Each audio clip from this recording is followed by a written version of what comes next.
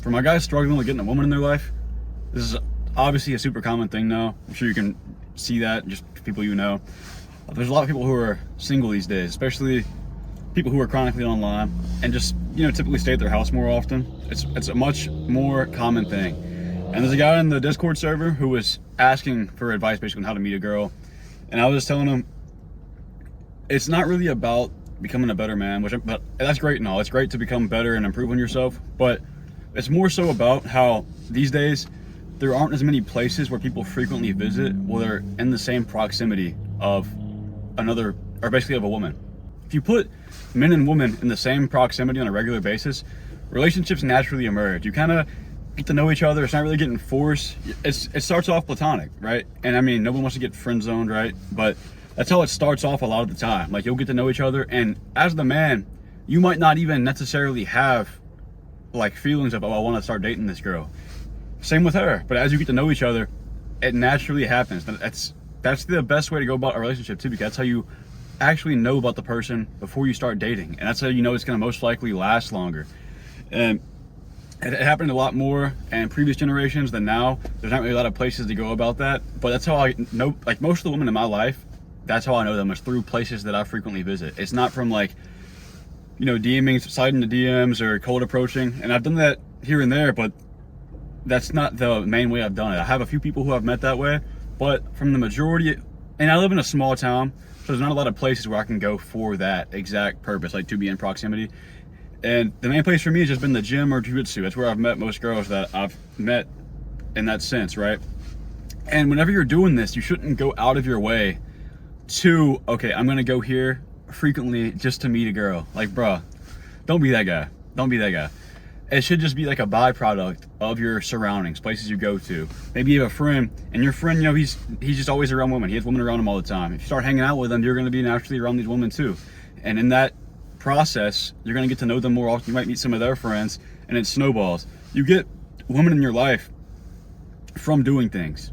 Whenever you're not doing anything, if you're staying at home all day, or you just go to work, go home, you're not putting yourself out there, of course you're gonna be, alone. You're not gonna have a girl in your life because you're not giving yourself that opportunity.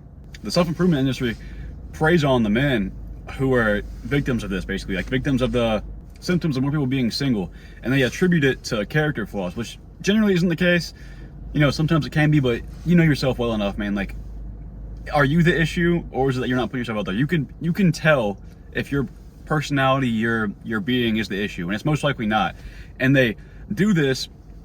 When they do it, they make you feel like you have to be some like Giga Chad dialed in millionaire to be able to have like a normal relationship, whenever that's not the case at all.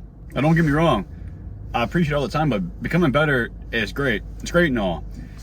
But the problem is the proximity factor and practice reps. I talk about practice reps too. It's kind of the whole flirting with the world thing that I made that video on. But practice reps is literally just putting yourself out there. Even if it's a girl you're not attracted to, just say, hey. If it's a dude and you're not gay, say hey to the dude. Getting yourself out and about and making yourself vulnerable, getting yourself in that situation, having the courage to meet new people is how you're going to, build these relationships. And it's crazy what the proximity, being around these people, will do. Because I can give you an example from jiu-jitsu. There's a girl in jiu-jitsu who, she's actually really hot, I'm not gonna lie.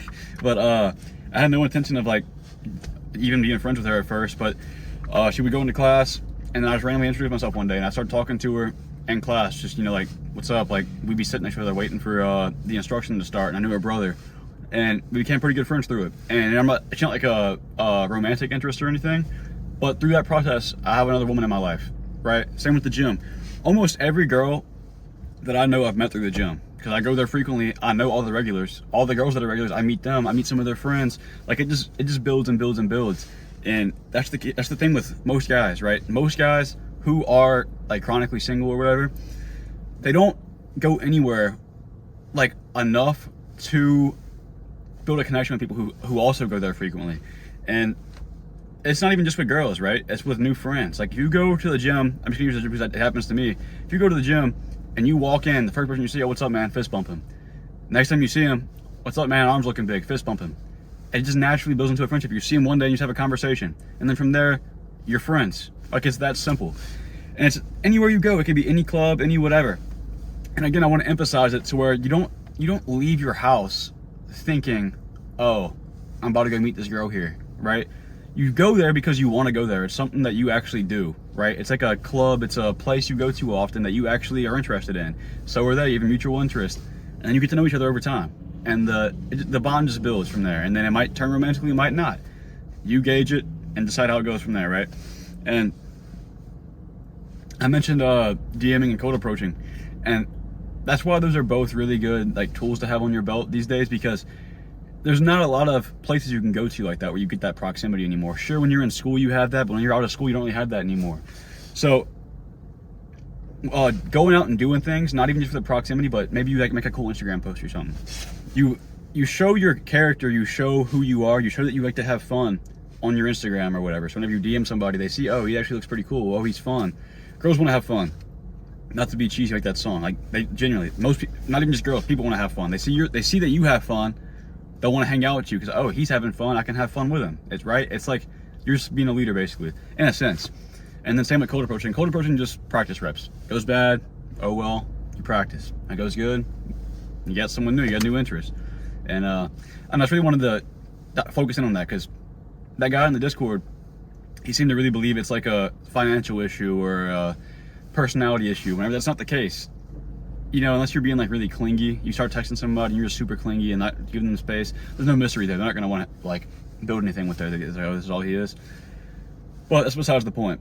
Doing these things, being aware of it, is going to change your life for the better in that aspect, right? In that area. You will start meeting more women, and just give it a shot, right? It really will. And if you don't even get new women in your life, you'll just build new relationships and, you know, networking, right? So it's whatever. A little bit of time has passed, but I forgot to mention that I also went through a period like this where I wasn't really going out much. I was really just staying at home, just playing games, whatever the case. This is right after high school, early college. I was doing that, and I had no women in my life. And I thought it was like a me thing. I thought it was like oh, I'm ugly, oh, I don't have these certain personality traits.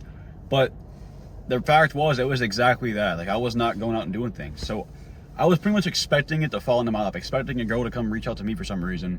Like I was some like huge catch. And sure, you might actually be, but no one, the thing is, people will put so much priority on looks, but no one cares about it that much. Like, sure, it's a factor, but no one's gonna, I mean, men will do it, but most women aren't gonna go out of their way to talk to, like, approach somebody, right? So it doesn't really matter that much, right? And I'm sure you're probably arguing in your head like, oh yeah, it does, because it matters some, but it's not as big of a deal as you think it is.